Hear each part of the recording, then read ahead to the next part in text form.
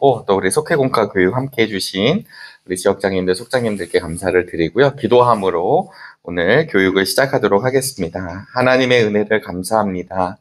우리의 삶 가운데 진리이신 주님을 바라볼 수 있는 믿음 주시고 또 우리를 붙들어 주신 생명이신 주님과 동행케 하여 주신 은혜를 감사합니다. 현실 속에서 우리가 상황을 바라보지 않게 하여 주시고 고개를 들어 언제나 우리 주님을 바라볼 수 있는 믿음의 능력을 더하실 줄로 믿사오며 살아계신 예수 그리스도의 이름으로 기도드리옵나이다. 아멘. 네, 시간이 정말 훌쩍 지나가는 것 같습니다. 벌써 오늘 저희들은 19과를 하게 되는데요. 우리 지난주에는 이제 속회의 날로 잘 모이셔서 18과 17과의 말씀을 나누셨고 또 이번 주에 18과를 하고 계시고 우리 다음 주 속회공과인 19과를 하게 됩니다. 오늘 이렇게 함께 나누는 시간이 4월 30일인데요. 이제 한 달을 이제 잘 마무리하시고 또 귀한 저녁의 시간을 보내시고 또 5월의 첫날을 우리 월삭으로 함께 기도하면서 예배하면서 시작하면 참 좋겠습니다.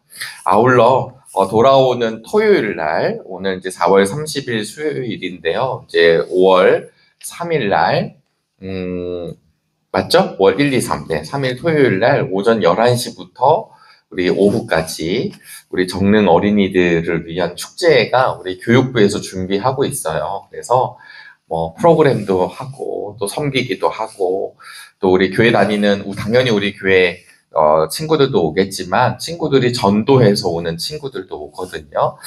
우리 속회에서 특별히 우리 함께 지금 이 속장 교육을 하고 있는 지역장님들과 속장님들은 뭐 꼭 우리가 와서 뭘 하는 것뿐만 아니라 각자 속회에서 또 오고 가면서 기도 많이 해주셔서 우리 정릉 지역의 어린이들이 정릉교회 가면 재밌다, 거기 가면 뭐 준대, 이게 별것 아닌 것 같지만 그 접촉점이 생기는 자리잖아요. 그래서 우리 어린이들을 위해서 기도 많이 해주시기를 바라겠고요. 또 아울러 우리 돌아오는 주일이 어린이 주일입니다. 당연히 뭐 어린이 부서 예배를 드릴 거고 어른들도 예배를 드리겠지만 이 시대에 우리 어린이들을 위해서 특별히 건강하게 아름답게 맑게 자라나는 친구들도 있지만 안 보이는 곳에서 어떤 폭력에 노출되어 있는 어린이들, 지금도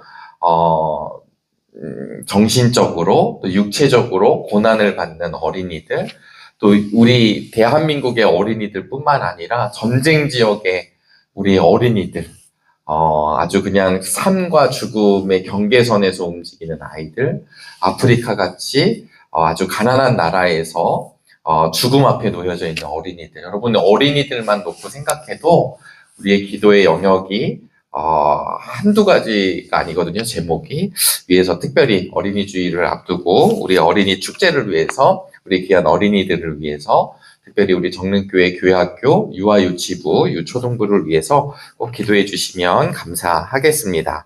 오늘은 저희들이 19과의 말씀이고요. 말씀의 본문은 마태복음 18장에 있는 말씀입니다. 주제가 참 우리가 고민하게 되는 주제인데요. 주제가 뭐냐면 너희도 용서하라입니다. 너희도 용서하라. 당연히 우리가 속회공과를 보지 않아도 이 너희도 용서하라라고 하는 말씀, 그리고 마태복음 18장에 용서할 줄 모르는 종의 비유가 본문인데요. 이 본문을 우리가 이제 읽어보신다면 우리 주님이 우리에게 어떤 말씀을 하고 있는가는 사실은 교육도 필요 없고요. 사실은 진짜 알고 있죠. 근데 이게 쉽지 않습니다. 왜 쉽지 않냐면 우리가 절대로 할 수 없는 영역이거든요. 내 의지나 내 이 바다와 같은 내 마음으로 누군가를 용서한다? 있을 수 없는 일이라는 것을 일단 우리가 먼저 이렇게 받아들여야 되지 않을까요? 그리고 뭐 제가 이제 가끔씩 말씀을 전할 때나 우리 교육을 할 때도 말씀을 드렸지만 우리 유치원에 가보시거나 어린이집에 가면요 아이들이 가끔 싸워요. 아주 심각한 싸움은 아닌데 장난감을 가지고 서로 막 하겠다고도 하고 또 일부러 그런 건 아닌데 이렇게 막 지나가다가 쳐가지고 누가 막 아기가 넘어지고 막 울고 있고 그러면 어느 그 어린이집이나 집에서 선생님들이 어떻게 얘기를 하냐면요. 뭐 이제 일단 괜찮아. 아이들을 진정시키고 난 뒤에는 사과를 하게 해요.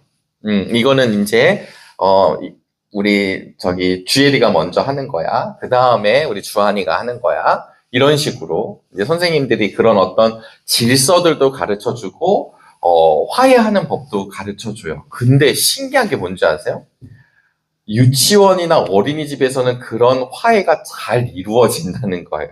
아이들이 안 해. 막 버팅겨. 뭐 가끔 뭐 약간 이제 성격 있는 애들 중에 한둘 정도 나올 수는 있겠지만 대체적으로는 시키는 대로 울면서도 미안해. 미안하다고 하면 안아줘. 그러면 서로 안아주고 마치 없었던 일처럼 또 같이 놀죠. 근데 나이를 이렇게 먹어가서 그렇게 되면 자 미안해 라는 말도 잘 안 나오고 미안해 라고 해도 이게 어떤 의도가 있지? 라고 생각하는 네 지금 저희가 지금 이걸 나누면서 아마 느낌이 있으실 거예요. 용서라고 하는 단어가 기독교인이라고 한다면 우리 주님이라고 한다면 하나님이라고 한다면 이 용서의 하나님이 항상 등장을 하죠. 왜냐하면 진짜 하나님은 용서의 하나님이시니까요. 우리가 이미 우리가 이제 교회를 진짜 처음 오신 분이 아니라면 우리 속회 리더 교육을 하고 있고 우리 속회 공과를 지금 보고 있는 우리들에게는 이 말씀이 모르는 말씀은 아니지만 우리의 삶 가운데 이게 진행되고 실현이 되는 거에는 참 부담이 되는 말씀이라는 것을 저희들 잘 알고 있습니다. 하지만 우리 속회공과에 주어진 이 말씀을 통해서 다시 한번 점검하고 하나님의 은혜를 가지고 하나님의 긍휼하심으로 우리 역시 그런 삶을 살아갈 수 있게 되기를 결론적으로 먼저 말씀을 드립니다. 마태복음 18장 말씀인데요. 마태복음 18장은 주제 자체가 하늘나라에서 가장 큰 사람에 대한 하늘나라에서 가장 큰 사람이 누구냐 이런 거예요. 마태복음 18장은 네 오늘 우리 본문 마태복음 이제 후반절이지만 마태복음 18장의 주제는 뭐냐면 하나님 나라에서 가장 큰 사람이 누구인가? 여러분 누구인가요? 그래서 이제 마태복음에서 지금 28장까지 내용이 오게 될 때 따라오는 내용이 있는데 그게 무엇이냐면 지금 제자도에 대한 이야기가 전개되고 있는 거예요. 그러니까 예수님의 제자들은 어떤 사람이다? 예수님의 제자는 이런 사람이야. 이런 말씀의 그런 교훈의 말씀이 전개되는 가운데 마태복음 18장은 하나님 나라에서 가장 큰 사람이 누구인가? 근데 여러분 이제 18장을 딱 보시면요. 이게 이제 아마 이렇게 맞춰놨는지는 모르지만 우리 본문 전이죠. 본문 전에서 18장 1절에 보면 이런 말씀이 있어요. 그때 제자들이 예수께 다가와서 하늘나라에서는 누가 가장 큰 사람입니까? 예수께서 어린이 하나를 곁으로 불러서 그들 가운데 세우시고 말씀하시죠. 내가 진정으로 너희에게 말한다. 너희가 돌이켜서 어린이들과 같이 되지 않으면 절대로 하늘나라에 들어가지 못할 것이다. 우리 어린 심령을 딱 얘기를 하세요. 근데 우리가 이제 이 시대적 배경을 아시겠지만 지금이야 아이들의 인권이 많이 발달한 시대이고 출산율이 저조하니까 아이들 한 명만 태어나도 온 가족이 이제 달라붙는 시대가 됐지만 불과 몇십 년 전 저희 때도요, 구호를 잊어버렸네요. 뭐, 아들, 딸 구별 맞고, 뭐, 둘 만나 잘 기르잔가? 하여튼 뭐, 그런 식으로, 하여튼 뭐, 그랬대잖아요. 그리고 뭐, 우리 남자들, 뭐, 민방위나, 뭐, 예비군이나, 뭐, 이런 데서 정관 수술을 그냥 공짜로 뭐, 해주고. 그러니까, 출산율을 어떻게든 줄이려고 이제 온 나라가 힘을 쓰다가, 불과 몇십 년 만에, 이게 이제 이러면 안 된다라고 이제 확 바뀌게 된 거죠. 제가 말씀드리고자 하는 건 이 당시에 사람들을 계수할 때도 우리가 지난번에도 오병이어 말씀 나눴듯이 5,000명이 먹고도 남았더라 할 때 5,000명은 거기 나오는 풀 멤버들이 아니고 5천 명이라고 하는 건 성인 남자인 거예요. 그러니까 어린이들 빠지고 여성 빠지고. 그러니까 어린이들은 개수하지도 않는데 그런 인식이 있고 애들은 저리 가고 그런 인권에 대한 것이 적었던 시대에 우리 주님이 어린이를 이야기하는 거죠. 굉장한 이야기가 있습니다. 그러면서 이 18장은 이 하늘나라에서 가장 큰 사람이 누군지를 이야기하는 예시가 나오고 오늘 우리가 보고 있는 그 속개공과의 본문은 21절이지만 실제적으로는 15절부터 시작을 하거든요. 15절부터 20절까지 우리 주님께서 용서에 관한 주님의 분명한 교훈을 주세요.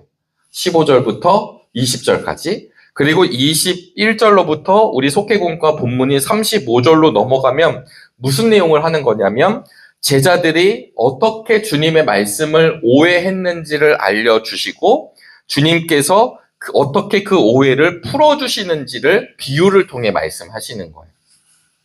네. 그래서, 여러분 지금 이제 우리가 주제가 용서잖아요. 이게 이제 용서 딱 그러는 순간 뭐가 떠오르시나요? 원수가 막 떠오르지 않을까요? 나를 못되게 구는 사람. 나를 막 힘들게 하는 사람. 아, 어떻게 용서하지? 반대로, 내가 어떻게 용서를 구하지는 잘 생각 못 한다고 그래요. 사람의 심리가. 근데 이 성경을 제가 지금 말씀드리는 이유는 예수님의 진짜 의도가 무엇인지를 파악하고 우리가 본문을 좀 보면 오늘 이 너희도 용서하라는 말씀에 한 걸음 더 다가갈 수 있을 것 같습니다. 어디를 좀 보면 좋으냐면요. 마태복음 18장 15절 말씀이 이제 키워드가 되는데 15절 말씀에 이렇게 기록하고 있습니다. 내 형제가 너에게 죄를 짓거든 잘못한 거죠. 가서 단둘이 있는 자리에서 그에게 충고하여라. 그가 너의 말을 들으면 너는 그 형제를 얻은 것이다. 여러분, 이 지금 15절 말씀에서 예수님이 진짜 원하시는 말씀은 지금 어디에 가 있을까요? 예수님의 의도는 무엇일까요? 지금 세상처럼 나에게 잘못한 사람, 죄를 지은 사람을 만나면 넌 이렇게 대응을 해야 돼. 넌 이렇게 보복을 해야 돼. 라고 하는 현실 속에서 우리 주님은 어떤 형제가 너에게 죄를 짓거든 단둘이 자리를 만들어서 그에게 충고하여라. 예전 성경은 이제 권면하여라거든요. 근데 이 권면이라는 말이 야, 너 그렇게 살면 안 돼. 이런 차원은 아니에요. 그 사람이 무엇을 잘못했는지를 분명하게 얘기하는 거예요. 왜냐하면 죄의 문제니까. 근데 여기에서 핵심은 무엇이냐면 얻는다는 거예요. 형제를 얻는다는 게 용서하고 연결이 되는 거예요. 근데 이 얻다라는 말, 여러분 여기서 얻는다는 말, 얻다 이 말은요. 지금 마태복음에 나온 이 얻다라는 말은 그 시절의 사람들에게는 어떨 때 쓰는 말이냐면 시장에서 쓰는 말이에요. 시장에서 사과를 얻다. 내가 물건을 더 얻다. 이렇게, 그러니까 얻어낸다. 이런 뜻이죠. 그리고 이것은 상업적 의미가 들어가 있는 말입니다. 근데 예수님께서 지금 이 얻다라는 말을 쓰고 있죠. 그러니까 얻다라는 말, 우리 지금 마태복음 18장 15절 말씀인데요. 네, 18장 15절에 형제를 얻다라는 말이 나와요. 그러면 이게 상업적인 말이니까 얻다라는 말은 어떤 말과 대비가 되냐면 손실과 대비가 돼요. 이해가 되시죠? 그러니까 얻었으니까 못 얻으면 손해가 난 거잖아요. 그러니까 지금 용서라고 하는 주제에서 지금 이 얻다와 손실의 개념을 제가 말씀을 드린 이유가 무엇이냐면 하나님의 입장에서 어떤 사람이 죄를 저질렀어요. 그럼 하나님과 함께 할 수 없죠? 이게 손실이 난 거죠. 잃어버린 겁니다. 잃어버렸어요. 그런데 이 잃어버린 이 사람이 죄의 문제를 회개합니다. 그러면 하나님 입장에서는 너 회개도 안 돼가 아니잖아요. 회개했어요? 그러면 하나님에게 다시 속해지게 돼요. 이것을 얻다 이렇게 표현을 하는 거예요. 그러니까 지금 용서라는 게 그리스도인이면 용서해야지 당위를 얘기하는 게 아니라 그리고 뭐, 야, 삶에서 그까짓 것, 이런 식의 지금 얘기가 아니라, 지금 용서의 개념이 얻다, 영혼을 얻고 그 영혼을 얻는 거에 대한 개념으로 넘어가면서 무엇을 말씀하시냐면, 아까 말씀드렸죠? 하나님 나라에서 가장 큰 사람이 누구냐면 어린이는 뭐 우리가 이렇게 의역하면 순수하고 순결하고, 그리고 그들은 그 아이들의 그 영혼의 맑음을 이야기하는 것이라면, 그 이야기와 함께 용서의 영역으로 들어가는 이유가 무엇이냐면, 하나님 나라의 가장 큰 자는 하나님의 성품과 같이 용서하는 자가 하나님 나라의 가장 큰 자다라고 하는 것을 지금 마태를 통해 말씀해 주고 계십니다. 그러니까 주님의 뜻은 뭐냐면, 야, 니네 나 믿는다고 했으니까 용서해야지, 당위죠. 이 당위를 이야기하는 게 아니라, 지금 저희들의 본문과는 조금 이게 앞장에 있지만 잘 보시면 단둘이 만나요. 그의 영혼과 단둘이 만나서 이야기를 합니다. 충고한다는 것은 그냥 그랬으면 좋겠다 이런 게 아니라, 넌 분명하게 이게 하나님이 원하시는 게 아니야, 이건 잘못된 거야 라는 이야기를 합니다. 근데 16절에 보니까요, 그러나 듣지 않거든. 1대1로 만났는데 듣지 않았어요. 그럼 우리들 같으면 어떻게 될까요? 그냥 돌아설 수 있겠죠. 근데 우리 주님이 말씀하시는 용서에 대한 얘기인데 뭐라고 얘기하시냐면, 한두 사람을 더 데리고 가라. 한두 사람을 더 데리고 가서 그가 죄 속에 놓여지지 않고 그 부분을 인지하게 하라는 거죠. 두세 증인의 입을 빌어서 확정 지으려고 한다. 17절에 가니까 그 형제가 그들의 말도 듣지 않거든 어디다 말하라고요? 교회에다가 말하라. 여러분, 이 부분은 교회에다가 말한다라고 하는 것은 결국은 교회가 어떤 곳이냐면, 교회가 어떤 곳인지가 우리 주님이 말씀해 주시는데요. 교회는 건물이 아니잖아요. 교회는 우리가 이제 그리스도인들의 모임, 회중, 에클레시아 이렇게도 얘기하지만, 지금 이 교회를 그냥 예수님의 입으로 빌어보자면, 예수 그리스도의 이름으로 두세 사람이 모인 곳에 내가 함께 있다.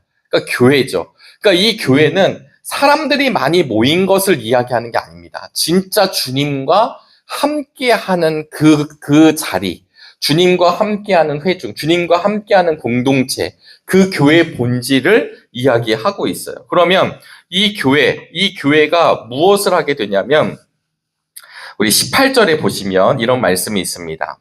사실 17절에는 교회에도 말하는데, 교회의 말조차 듣지 않으면 그들을 이방 사람이나 세리와 같이 여기라 이렇게 말씀하고 나서 18절에 하늘에서도 너희가 땅에서 매는 것은 하늘에서도 매일 것이요 땅에서 푸는 것은 하늘에서도 풀릴 것이다. 이게 무엇이냐면, 세상 속에서 교회가 갖고 있는 윤리적인 권위예요. 그러니까 이게 뭐냐면, 교회에 힘이 없는 게 아니라 땅에서도 매면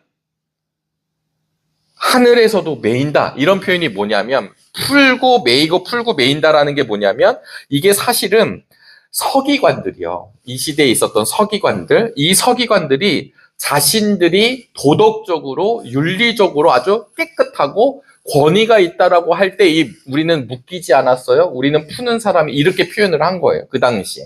그러니까 그 말을 가지고 예수님이 들어오시면서, 지금 이 교회가 어떤 곳이냐면, 땅에서도 매이면 하늘에서도 매일 것이요 땅에서도 풀면 하늘에서도 푼다. 이것을 이제 그냥 아주 간단하게 말씀드리면, 교회가 세상에 윤리적으로나 도덕적으로 아주 기준이 된다, 이런 뜻이에요. 또 하나 19절에 가보시면, 거듭 너희에게 말한다. 땅에서 너희 가운데 두세 사람이 합심하여 무슨 일이든지 구하면 하늘에 계신 내 아버지께서 그들에게 이루어 주실 것이다.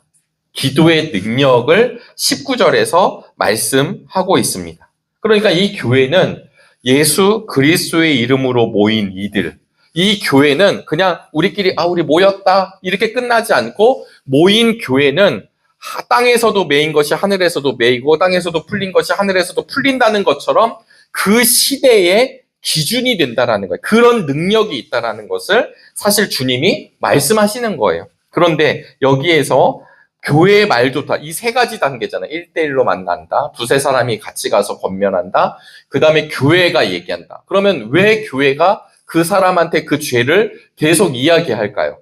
아까 예수님이 말씀하신 대로 그 영혼을 얻으려고 하는 거예요. 그래서 교회에 속해져 있는 우리 모두는요, 잘나서 와 있는 게 아니잖아요. 우리가 어떤 코스웍을 잘 했기 때문에, 우리가 그 소정의 과정을 잘 마쳤기 때문에 예수 그리스도인이 된 것이 아니라 우리의 죄를 고백하고 우리의 죄를 도말하셨던 하나님의 은혜와 긍휼로 말미암아, 십자가의 사건으로 말미암아 우리는 그리스도인이 되었어요. 이미 용서함 받은 자들이죠. 그런 용서함 받은 자가 이 사람이 죄의 문제가 해결되지 않았는데 뭐 그 사람이 파워가 있으니까 그냥 들어와. 그러면 그 교회가 예수 그리스도의 이름으로 모인 교회가 아니라 사람들이 그냥 교회라 하는 거죠. 그러니까 진짜 교회는 주님의 은혜 안에 있는 거예요. 그러니까 이 교회는 죄를 지은 사람에게 그 죄와 결별할 것을 얘기하는 거예요. 이게 우리한테는 너무 고통스럽지만, 그런데 그 사람이 그 교회의 권면을 받아요. 충고를 받아요. 그래서 그가 말씀 앞에 엎드려요. 그가 용서를 구해요. 그러면 너는 죽일 놈이야. 안 돼. 이러지 않고 교회는 그 하나님의 넉넉하신 사랑으로 그를 품어요. 왜냐하면 주님은 그를 얻으려고 하기 때문입니다. 이게 이제 용서예요. 용서인데 20절에 이렇게 예수님이 탁 이 말씀을 하시고 났는데 오늘 속회공과가 시작이 되는 21절에 베드로가 나타납니다. 이렇게 얘기를 합니다. 주님, 내 형제가 나에게 자꾸 죄를 지으면 내가 몇 번이나 용서하여 주어야 합니까? 7번까지 해야 됩니까? 이게 그냥 우리가 단조롭게 읽지만 지금 베드로는 자신 있게 예수님께 얘기한 거예요. 왜냐하면 우리 속죄공과에 보면 유대인들은 3번까지는 용서한다 이렇게 써져 있거든요. 근데 사실은 서기관 랍비들은요 2번까지는 용서하라고 하고요. 2번은 용서해줘야지. 2번까지는 얘기해야지. 3번은 안 돼. 이게 이제 서기관 랍비들이에요. 보통 유대인들은 3, 4번까지라고 하지만 실제적으로는 2번은 용서를 하라고 하지만 3번째는 아니라고 이야기를 합니다. 근데 우리가 잘 아시다시피 예수 그리스도이신 우리 주님은 우리를 어떻게 용서하셨나요? 숫자로 용서하시는 게 아니죠. 그래서 22절에 그런데 랍비들은 2번, 3번 정도까지만 용서해도 대단하다 이러고 있을 때 베드로가 7번까지 딱 얘기하니까 얼마나 으쓱했을까요? 이 정도면 충분하겠지? 이 정도면 내가 잘했다고 칭찬받지 않을까라고 했던 마음 아니겠어요? 그런데 22절에 예수님이 대답하시는데요. 7번만이 아니라 70번을 7번이라도 하여야 한다. 70번을 7번이라도 하여야 한다. 문맥적으로는 77번이라고도 해석할 수 있고 70번을 7번이니까 70 곱하기 7을 해서 490번일 수도 있잖아요. 어떻게 되든 중요한 것은 숫자를 카운팅을 하는 게 아니라는 거죠. 지금 이 7이라는 완전수를 통해서 무엇을 말씀하시냐면 예수 그리스도이신 우리 주님이 한없는 용서를 말씀하고 계신 것입니다. 그러면서 비유를 이야기하는데 우리 비유가 아시면 왕이 10,000달란트 빚진 종을 끌려와요. 빚진 종 하나가 끌려왔습니다. 모두 팔아서 갚으라고 했는데 이 10,000달란트 빚진 사람이 못 갚아요. 애원해요. 그랬더니 주인이 그 종을 가엾게 여겨요. 그래서 어떻게 하냐면 그의 빚을 탕감해 줍니다. 얼마나 행복할까요? 그러면 우리가 잘 아시는 내용이지만 10,000달란트가 어느 정도의 돈이냐? 10,000달란트라고 하는 것, 그러면 1달란트가 얼마냐? 우리가 약간 오해가 있는 게 우리 교회 학교에서 이 달란트 시장을 해가지고 말이죠. 달란트 시장을 해서 달란트가 굉장히 이게 낮은 금액처럼 보이지만 1달란트는 6,000데나리온입니다. 그러면 1데나리온은 노동자의 하루 품삯이에요. 그러니까 요즘은 10만 원, 15만 원, 20만 원 이 정도 되겠죠. 그러면 6,000데나리온이면 어마어마한 숫자입니다. 그러니까 이것을 그냥 보통 그 시절에 어떻게 했냐면 노동자가 20년 동안 임금을 받아야 되는 돈이 1달란트입니다. 근데 이 1달란트가 1만 달란트인 거잖아요. 그러니까 이것을 탕감받았다. 내가 절대 갚을 수 없는 걸 탕감받았습니다. 그런데 문제는 탕감을 받은 이 종이 우리 공과에 보시면 동료를 하나를 이제 멱살을 잡습니다. 내가 갚아야 되는데 이거 이거 간청하고 있죠. 그런데 어떻게 얘기하냐면 100데나리온 빚진 동료를 감옥에 넣어버리죠. 1만 달란트 탕감받은 애가 100데나리온을 못 갚은 애를 감옥에 보냈습니다. 10,000달란트와 100데나리온을 수치상으로 계산하면 60만 분의 1이거든요. 그러니까 어마어마한 그걸 못 참아주죠. 이걸 나중에 왕이 알게 됩니다. 악한 종아, 네가 애원하게 나는 너에게 그 빚을 다 없애주었다. 32절이고요. 33절에 내가 너를 불쌍히 여긴 것처럼 너도 내 동료를 불쌍히 여겼어야 할 것이 아니냐. 34절 주인이 노하여 그를 형무소 관리에게 넘겨주고 빚진 것을 다 갚을 때까지 가두어 두게 하였다. 35절이죠. 너희가 각각 진심으로 자기 형제 자매를 용서해 주지 않으면 나의 하늘 아버지께서도 너희에게 그와 같이 하실 것이다. 여러분, 이 말씀을 통해서 무엇이 느껴지실까요? 이 용서의 개념은 지금 우리의 능력으로 할 수 있는 것이 아니라는 것도 알려주시는 거예요. 그러니까 우리는 못하니까 못한다가 아니라 우리의 존재가 어떤 존재인지를 예수님이 알려주시는 거죠. 우리가 대단해서 있는 것이 아니라 이미 우리의 죄의 값을 치르신 분이시라는 거. 그런데 그것만으로도 감사한데 그것을 가지고 이 다른 영혼들을 향해서 어떻게 그렇게 할 수 있겠느냐라고 하는 말이 되는 거죠. 그래서 사실은 이 용서의 가장 핵심은 무엇이냐면 하나님 용서를 경험한 하나님의 사람들이 할 수 있는 일이라는 것을 알려주고 있습니다. 그리고 이 제자라고 하는 건 결국 누구냐? 예수님의 제자라고 하는 제자의 본분은 무엇이냐면 한없는 사랑의 하나님께 용서함을 받은 사람들이 제자예요. 근데 이 제자들은 결국은 그 하나님의 사랑으로 인해 또 다른 형제, 자매들을 용서할 수 있는 능력을 허락받는 거예요. 이게 서두에도 말씀을 드렸다시피 이게 자, 우리 해봅시다. 자, 지금부터 우리 해봅시다. 이러면서 해보는 게 아니라 물론 해봐야 되겠죠. 우리가 이걸 선언하고 하나님 앞에 간구하고 하나님 앞에 구하고 그리고 선언하는 것입니다. 근데 으쌰 해서 가는 것이 아니라 내가 이미 어떤 존재인지 내 정체성에 대해서 하나님의 은혜와 사랑을 경험한 사람이 갈 수 있는 길이라고 하는 것도 기억하실 수 있게 되기를 주님의 이름으로 소망합니다. 그래서 오늘 우리 속회공과를 보시면요. 어떻게 용서할 수 있습니까? 첫 번째, 하나님의 은혜로 용서받은 자임을 우리가 깨달아야 되는 거죠. 그게 없이 어떻게 누구를 용서하겠어요? 제 돈 5만 원을 가져간 사람은 에이 그냥 잊어버리지 뭐.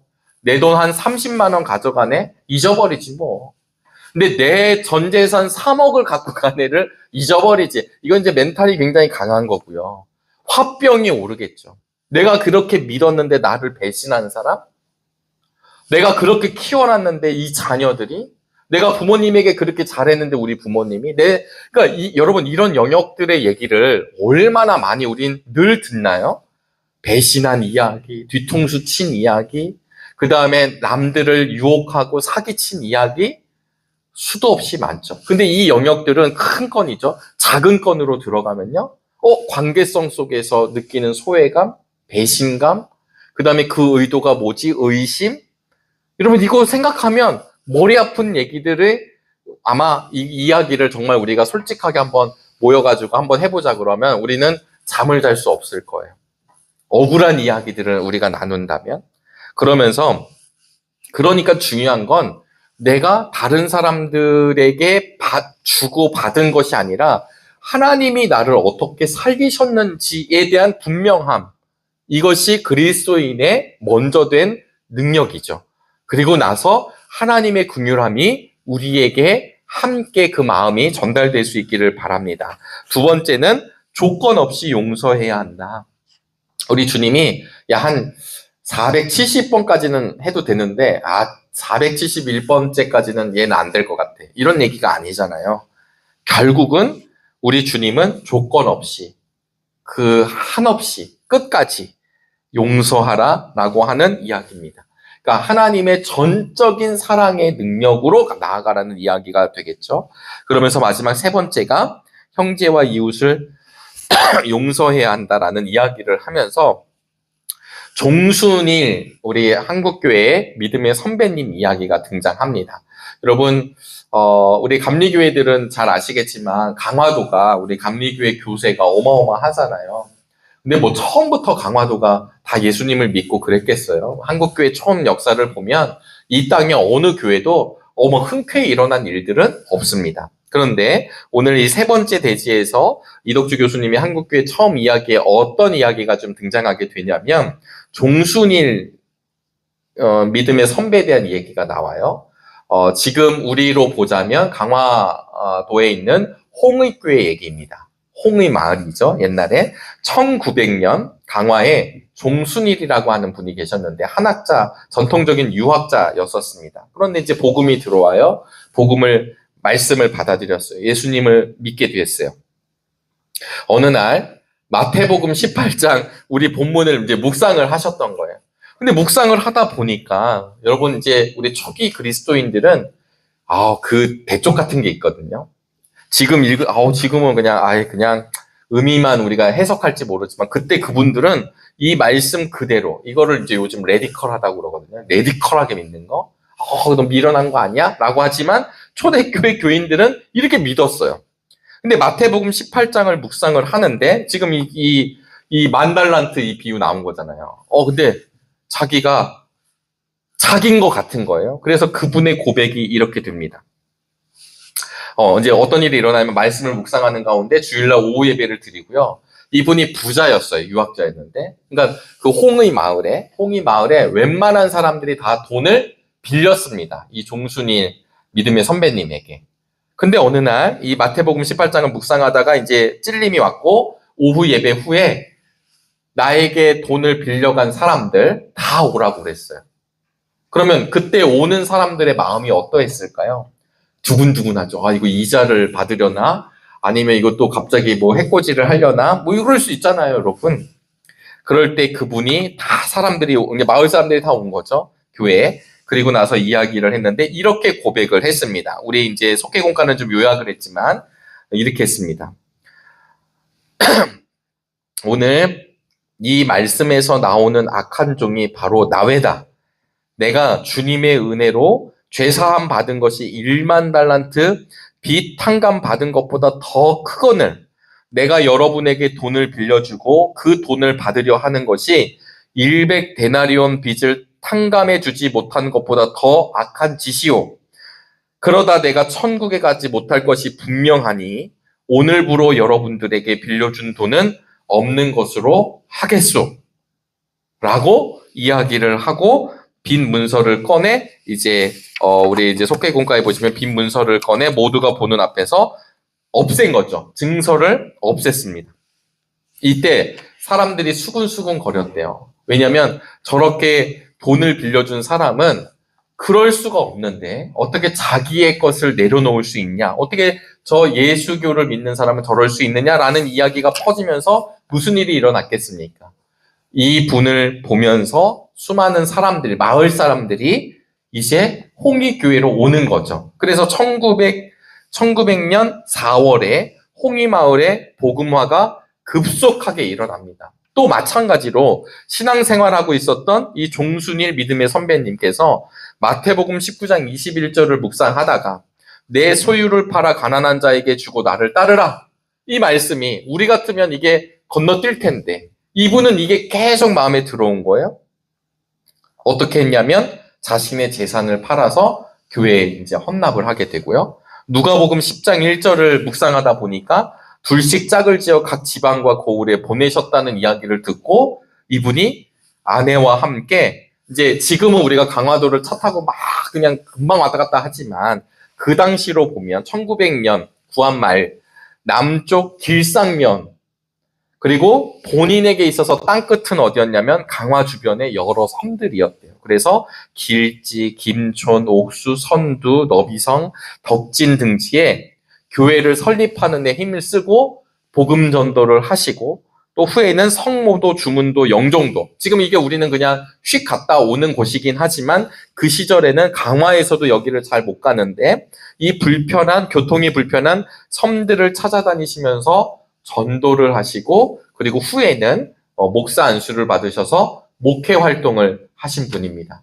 근데 이분이 목회를 이렇게 했잖아요. 그러니까 교인들도 목사님 따라서 했다는 거예요. 참 우리에게 우리 한국 초대 기독교사의 이런 수많은 이야기들이 나오고 이게 이제 발굴돼서 이야기가 전해지지만 오늘 본문을 비교해 보셔서 이런 역사들이 있었다라는 것을 저희들이 가슴에 좀 새기면 좋을 것 같습니다. 용서를 하는 영역이 결코 쉽지 않습니다. 그러나 이 용서는 단순히 우리의 어떤 믿음의 테스트가 아니라 하나님께서는 지금도 수많은 영혼들을 다시 얻기를 원하십니다. 그래서 이 18장에 보시면 10절에 잃은 양의 비유가 등장한다는 사실도 기억하시게 되기를 바랍니다. 잃은 양의 비유가 나오고 용서하라가 나오고 용서할 줄 모르는 종의 비유로 18장이 맺어지고 있다. 그래서 이 부분은 결국은 우리 주님이 용서하라는 말씀을 통해서 우리가 그 복음의 통로, 복음의 도구를 원하시는 거죠. 그래서 우리가 탕감받은 사람이라는 걸 깨닫고 우리 역시 누군가에게 하나님의 은혜와 하나님의 능력, 복음의 능력으로 누군가를 용서할 수 있는 믿음의 실력이 우리에게 있게 되기를 주님의 이름으로 축복합니다. 그래서 우리가 1900년대 있었던 종순일 믿음의 선배님의 이야기를 듣는 것처럼 또 우리 주님 다시 오시는 그날까지 시간은 막 흘러가게 될 텐데 우리 정릉교회에서 정릉의 믿음의 성도들의 이야기가 드러나게 되어서 또 누군가에게 도전이 되고 감동이 되고 또 우리들의 삶을 통해 살아계신 예수님이 드러날 수 있는 축복을 함께 누리시게 되기를 소망합니다. 기도하겠습니다. 하나님, 우리에게 참으로 어려운 주제입니다.